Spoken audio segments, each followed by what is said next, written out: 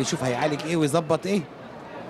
ايضا موجود معانا النهارده استاذ هاني هشار مدير انتاج قناه الاهلي. ادي عماد متعب، يا سلام يا ابني، عود احمد يا عماد يا متعب، الله يا عماد يا متعب، استلم استلام جميل، حطها احلى لنفسه وبشماله على شمال رمزي صالح. الاول الاهلاوي، قلت لحضراتكم هدف هيغير سير اللقاء.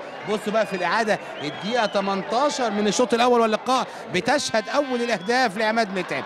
حلوه الاستلام، بصوا حضراتكم، يا سلام يا ابني، الهدف ده استلام من عماد متعب، تخبط وتدخل ولا حاجه، سابها تعدي. عبد الله يلحق قبل التماس لابو تريكه، يا سلام يا ابني، لشوقي فين الواحده، ولكن يقف بيها شوقي، يحط احلى لاحمد فتحي. فتحي يرجع على شماله، فتحي بالكربون يا ابني، بالكربون من هدف حرس الحدود. يا هاي بالكربون احمد فتحي، وهدف كوت ديفوار مع منتخبنا. الراجل بالتخصص بيعدل بشماله وادفع سموحه على طول، تغير اتجاهها داخل مرمى رمزي صالح الثاني الاهلاوي في الدقيقه كام 34 من انطلاقه الشوط الاول. احمد فتحي بيقطم القطمه بتاعته لجوه وبشماله بيحطها، بتغير اتجاهه وتخبط في دفاعات سموحه. حضراتكم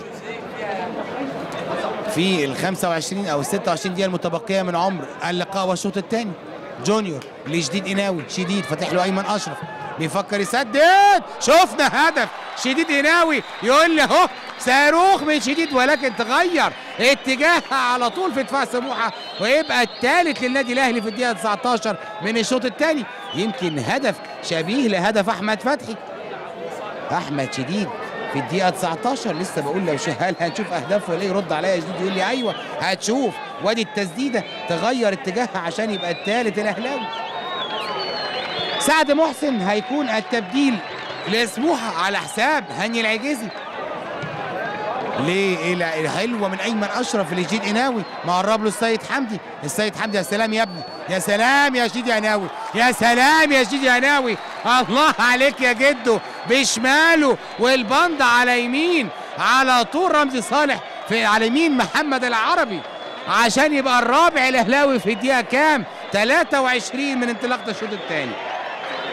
شديد قناوي لعبها حلوه رغم السيد حمدي كان قاطع، ولكن رفع الراجل عينه ولقى ان جده معدول على المرمى احسن، حطها له وعلى طول فيرست تايم كده لجده علشان يحرز الرابع الاهلاوي.